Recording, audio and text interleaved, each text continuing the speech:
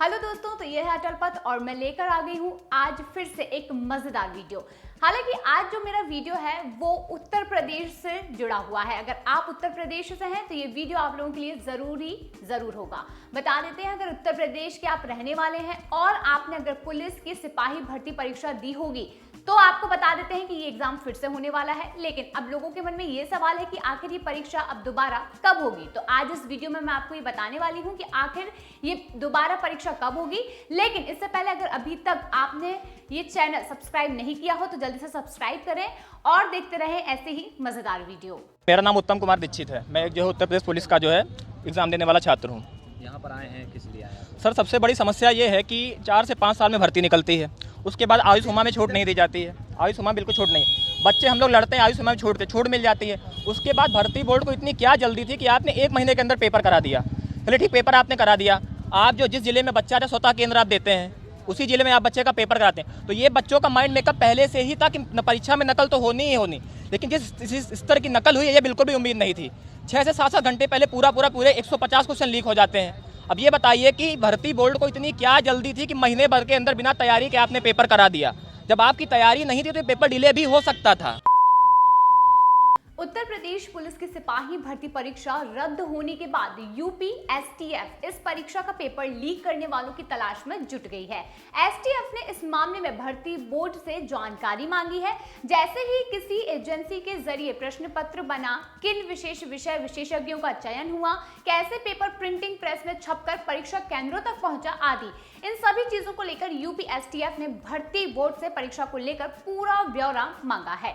वहीं दूसरी तरफ भर्ती बोर्ड अभ्यर्थियों के द्वारा मिली आपत्तियों के साथ मिले सबूत के आधार पर एफआईआर दर्ज कराने की तैयारी में जुट गया है। अब संभावना यह है कि सोमवार को भर्ती बोर्ड के सचिव की तरफ से एफआईआर दर्ज करवाई जाएगी। गौरतलब है कि रविवार को सीएम योगी आदित्यनाथ ने पेपर लीक करने वाले माफियाओं पर नजीर पेश करने वाली कार्यवाही का ऐलान किया था। खुद सीएम योगी ने पुलिस भर्ती परीक्षा रद्द कर एसटीएफ से जांच का आदेश दिया है और इसी क्रम में अब यूपी एसटीएफ ने पुलिस का पेपर लीक करने वाले सॉल्वर्स की धरपकड़ के लिए कड़ी से कड़ी जोड़ना शुरू कर दिया है। दरअसल इस पूरी परीक्षा के दौरान सॉल्वर गैंग पर नकेल कसने के लिए एसटीएफ की टीमें पहले से ही लगी हुई थी। सूत्रों की माने तो एसटीएफ को 17 फरवरी को दूसरी पाली की परीक्षा के बाद ही पकड़े गए सॉल्वर और विद्यार्थियों के पास से पेपर लीक संबंधी सबूत पाए गए थे। वहीं पकड़े गए अभ्यर्थियों और उनके मददगार व सॉल्वर के पास सिपाही परीक्षा का पेपर पहले से ही मौजूद था। वहीं एसटीएफ को पहले ही आशंका हो चली थी कि सिपाही भर्ती का पेपर लीक हो गया है और अब एसटीएफ ने इस पूरे मामले में जांच करते हुए जहां सोमवार को इस पूरे मामले को उजागर करने वाले दिल्ली के कोचिंग संचालक विवेक कुमार को सोशल मीडिया पर वायरल पेपर लीक के नेटवर्क को समझने के लिए बुलाया है, तो वहीं दूसरी बोर्ड से कुछ अहम जानकारी भी मांगी है। एसटीएफ ने ये पूछा है कि परीक्षा कितनी एजेंसियों की मदद से कराई गई है और किस एजेंसी का क्या रोल यहाँ पर रहा था। परीक्षा का प्रश्न पत्र बनाने के विशेषज्ञों का चयन किसने और कैसे किया, विषय विशेषज्ञों के द्वारा बनाए गए प्रश्न पत्र कैसे एक साथ कंपाइल कर पूरा प्रश्न पत्र तैयार कर किस प्रिंटिंग प्रेस में भेजा गया।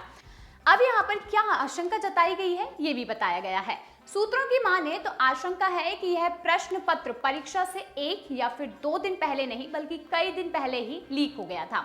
आशंका यह भी है कि यह प्रश्न पत्र हैंड रिटन परफॉर्मेंस फॉर्मेट में तैयार होने से लेकर प्रिंटिंग प्रेस में छपने के लिए जो कि लीक किया गया हो। आशंका यह भी जताई गई है कि इस पेपर को लीक कर पैसा बनाने का धंधा पहले ही हो चुका था। जब परीक्षा पास आई तो ज्यादा पैसा कमाने के लिए या फिर किसी अभ्यर्थी के द्वारा अपनी रकम निकालने के लिए इसे 25,000 से लेकर 10,000 में बच्चों के पास भेजा गया और मामला काफी ज्यादा वायरल हो गया। एसटीएफ अब जानकारी जुटा रही है कि पेपर वायरल करने वाले शख्स को ये कैसे पता चला कि यही पेपर परीक्षा में आएगा। भर्ती बोर्ड के द्वारा प्रश्न पत्र के कितने सेट बनवाए गए थे और एक पाली में प्रश्न पत्र के कितने सेट बने थे और यह सभी प्रश्न पत्र कहां से बने और कहां से कब छपे थे, यही जानकारी से एसटीएफ इस पेपर लीक की सच्चाई और असल गुनहगार के सामने लाने में जुट गई है।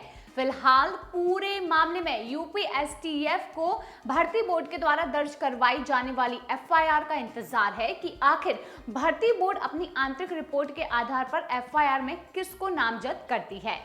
संभावना जताई जा रही है कि सोमवार को भर्ती बोर्ड की तरफ से इस पूरे मामले में लखनऊ में थाने में एफआईआर दर्ज कराई जा सकती है और अभी तक इसका इंतजार किया जा रहा है। उत्तर प्रदेश सरकार ने शनिवार को एक जो बड़ा फैसला लेते हुए सिपाही भर्ती परीक्षा को निरस्त कर दिया है।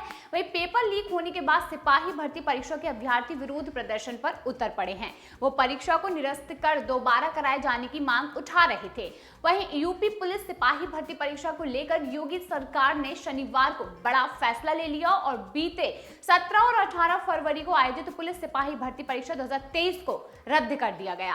पेपर लीक होने के बाद परीक्षा में शामिल होने वाले अभ्यर्थियों ने ये विरोध प्रदर्शन किया था और वो सिपाही भर्ती परीक्षा को निरस्त कर दोबारा कराए जाने की मांग उठा रहे थे और इसे लेकर बरेली मंडल के चारों जिलों में भी अभ्यर्थियों ने प्रदर्शन किया और अफसरों को ज्ञापन सौंपे गए थे। यहाँ पर आपको बताते चलते हैं कि आखिर अभ्यर्थियों द्वारा जो प्रदर्शन किया गया, जो भी हंगामा किया गया, यहाँ पर जो भी ज्ञापन सौंपे गए, उसका सिर्फ एक ही कारण है कि यहाँ पर अभ्यर्थियों ने सालों साल कड़ी मेहनत की, कोचिंग में पैसे दिए, अपने पैसे लगाकर उन्होंने इस भर्ती परीक्षा के लिए अपनी दिल जान लगाकर काफी ज्यादा मेहनत की और जब पेपर आया तो यहाँ पर पेपर को लीक कर दिया गया। आप समझ सकते हैं कि विद्यार्थी यहाँ पर अपनी पूरी जान लगाकर पूरी मेहनत से तैयारी करते हैं, इस पेपर को सॉल्व करने के लिए अपनी पूरी मेहनत लगा देते हैं, लेकिन क्या होगा जब उन्हें ये पता चलता है कि हमारा पेपर तो पहले ही लीक हो चुका है और उन लोगों के हाथ में जा चुका है जिन्होंने शायद इसके लिए मेहनत ना की हो और उन्हें इससे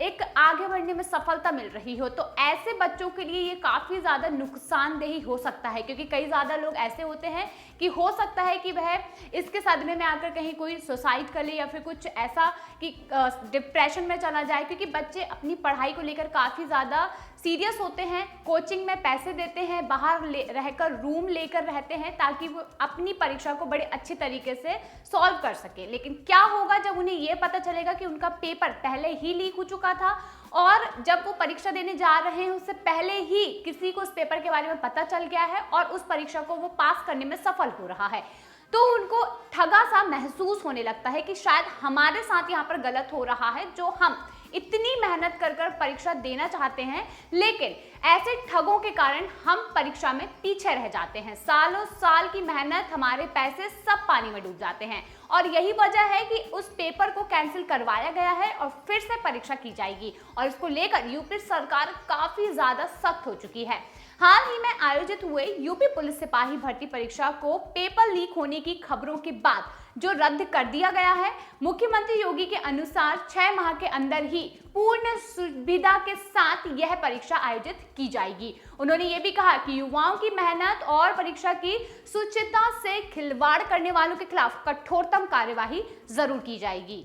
परीक्षा की गोपनीयता भंग करने वाले एसटीएफ की रडार पर हैं और अब तक कई बड़ी गिरफ्तारियां यहां पर हो चुकी हैं। मुख्यमंत्री योगी आदित्यनाथ ने सोशल मीडिया पर एक पोस्ट में लिखा कि आरक्षी नागरिक पुलिस के पदों पर चयन के लिए आयोजित परीक्षा 2023 को निरस्त करने और आगामी 6 माह के अंदर ही फिर परीक्षा कराने के आदेश दिए गए हैं। उन्होंने कहा है कि परीक्षाओं की शुचिता से कोई भी समझौता नहीं किया जा सकता है। मुख्यमंत्री के निर्देश पर गृह विभाग ने परीक्षा निरस्त करने का आदेश भी जारी कर दिया है और जारी आदेश के मुताबिक 17 से 18 फरवरी 2024 को संपन्न हुई परीक्षा के संबंध में प्राप्त तथ्यों एवं सूचनाओं के परीक्षण के आधार पर शासन द्वारा परीक्षा को निरस्त करने का निर्णय ले लिया गया है। शासन में भर्ती बोर्ड को यह निर्देश दिए गए हैं कि जिस भी स्तर पर लापरवाही बरती जाएगी उसके खिलाफ एफआईआर दर्ज कराकर अग्रिम वैधानिक कार्यवाही सुनिश्चित जरूर की जाएगी और शासन ने प्रकरण की जांच एसटीएफ से कराए जाने का यह फैसला लिया है और जो भी दोषी पाया जाएगा उन व्यक्तियों अथवा संस्थाओं के खिलाफ कठोरतम कार्यवाही यहां पर किए जाने के सख्त आदेश दे दिए गए हैं। यानी कि अब यूपी सरकार जो है ऐसे लोगों को उनकी धर पकड़ कर उन्हें जरूर सजा दिलाने के लिए पूरी अड़ी हो चुकी है। शासन ने 6 माह के अंदर ही पूर्ण शुचिता के साथ फिर से परीक्षा आयोजित करने के उत्तर प्रदेश परिवहन निगम की सेवा से अभ्यर्थियों को निःशुल्क सुविधा उपलब्ध करवाने के निर्देश जारी किए हैं। आपको बताते हैं कि यहाँ पर जो दोषी हैं उनको बिल्कुल भी नहीं बख्शा जाएगा। जी हाँ, आपको बता देते हैं उत्तर प्रदेश सरकार और खासकर सीएम योगी आदित्यनाथ ने ये ठान लिया है कि जो भी यहाँ पर दोषी है उसे पकड़कर जरूर सजा दी जाएगी, क्योंकि उसकी वजह से जो मेहनत कर रहे हैं, जो विद्यार्थी पढ़ाई लिखाई कर रहे हैं और जिन्होंने इस परीक्षा के लिए अपनी पूरी जी जान लगाकर मेहनत की, उनके साथ जो धोखाधड़ी हुई है उन्हें बख्शा नहीं जाएगा। अब ये था हमारा आज का वीडियो। अगर आपको वीडियो पसंद आया हो तो लाइक जरूर कीजिए और से ज्यादा शेयर कीजिए, ताकि उत्तर प्रदेश की ये जो मुहिम चलाई जा रही है ये हर प्रदेश में चलाई जाए। खास तौर पर मध्य प्रदेश के पटवारी परीक्षा, जहां पर धांधली का जो मामला चल रहा है, हो सकता है कि इस खबर से वहां पर भी कुछ लोग उजागर हों और ऐसी चीजों को ज्यादा से ज्यादा शेयर कर लोगों को उत्साहित कर उन्हें बढ़ावा देने की कोशिश की जाए। तो अगर वीडियो पसंद आया हो तो लाइक जरूर कीजिए और अभी तक सब्सक्राइब नहीं किया हो तो सब्सक्राइब जरूर कीजिए।